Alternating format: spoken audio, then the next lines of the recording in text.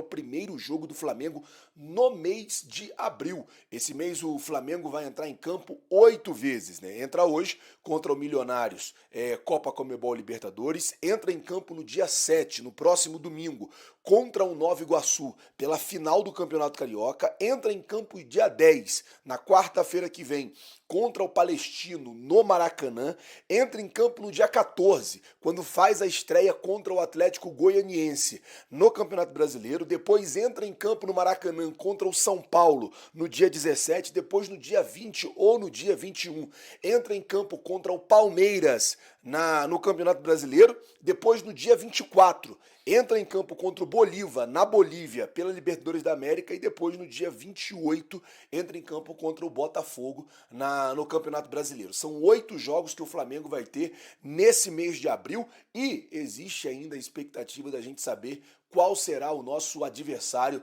na Copa do Brasil ainda durante esse mês. Já que eu estou falando de jogo, ontem o Flamengo divulgou a precificação dos ingressos para a partida do próximo domingo contra o Nova Iguaçu no Maracanã. E diferentemente do Nova Iguaçu, o Flamengo colocou o ingresso mais barato para o torcedor rubro-negro. O Nova Iguaçu havia colocado o ingresso a R$ 140, a meia a R$ 70, o Flamengo colocou o ingresso a R$ 100 e a meia custando apenas R$ 50. A ideia do Flamengo, é claro, domingo conseguir participar, fazer valer essa vantagem, ser campeão carioca com o estádio lotado e com o torcedor rubro-negro, é claro, no Maracanã, fazendo uma grande festa. Essa é a ideia do Mengão. Bom, mudando de assunto, deixa eu falar agora sobre Gabigol, porque hoje é um dia importante para o jogador, e eu digo assim, o dia D para Gabigol, porque hoje o jogador, mais a sua defesa, o escritório de advocacia, mais o departamento jurídico do Flamengo, vão entrar com um pedido de efeito suspensivo na punição do jogador. E aí deixa eu explicar a vocês como é que funciona isso. No pedido de efeito suspensivo, eles vão dizer, nós vamos lá no CAS, na Corte Arbitral do Esporte. Então a gente quer o efeito suspensivo para o Gabigol poder treinar e jogar até sair a decisão do CAS. Então, Flamengo, aplica esse efeito suspensivo caso o TAS, que é aqui no Brasil, aceite o efeito suspensivo do Gabigol.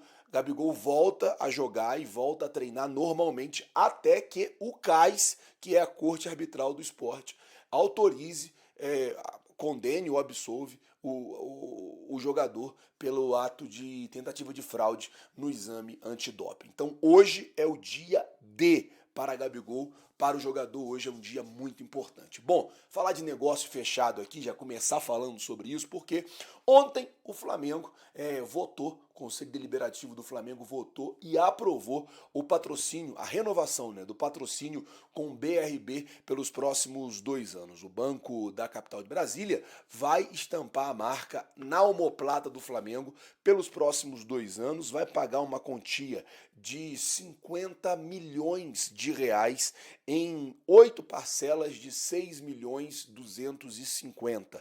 Como são 2 anos, o primeiro ano eles vão pagar 4 vezes de 6.250.000, no segundo ano eles vão pagar também mais 4 vezes de 6.250.000. Vale lembrar que a parceria do Flamengo com o BRB não é só uma parceria de patrocínio e de exposição de marca. O Flamengo é sócio do BRB na criação do Banco Nação BRB Fla.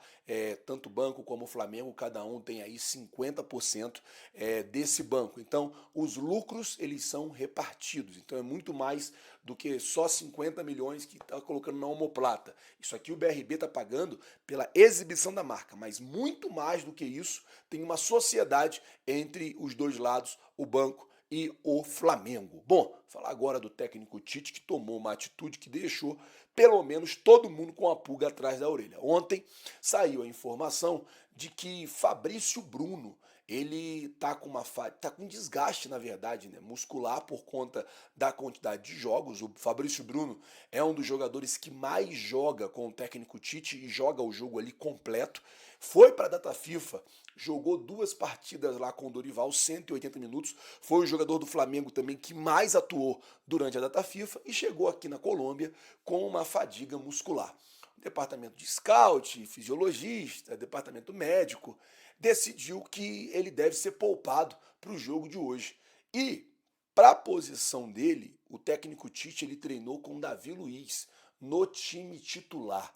E aí eu comecei o vídeo perguntando e eu pergunto novamente, se você fosse o Tite, você viria com Davi Luiz no time titular ou você viria com Léo Ortiz, ou sei lá, como é que você montaria a sua dupla de zaga? E essa foi a pergunta que mais eu vi na internet a galera falando, mas por que o Tite está colocando o Davi Luiz e não está colocando o Léo Ortiz? Por que o Léo Ortiz não está nesse time? Não seria uma boa hora para o Léo Ortiz estrear como titular? Muitos torcedores questionando isso. É claro que isso hoje vai ser levado para a coletiva de imprensa do técnico Tite. Ele vai precisar falar sobre isso, ele vai precisar esclarecer sobre essa preferência. Também é claro que o Davi Luiz é um jogador que tem qualidade, é um jogador que tem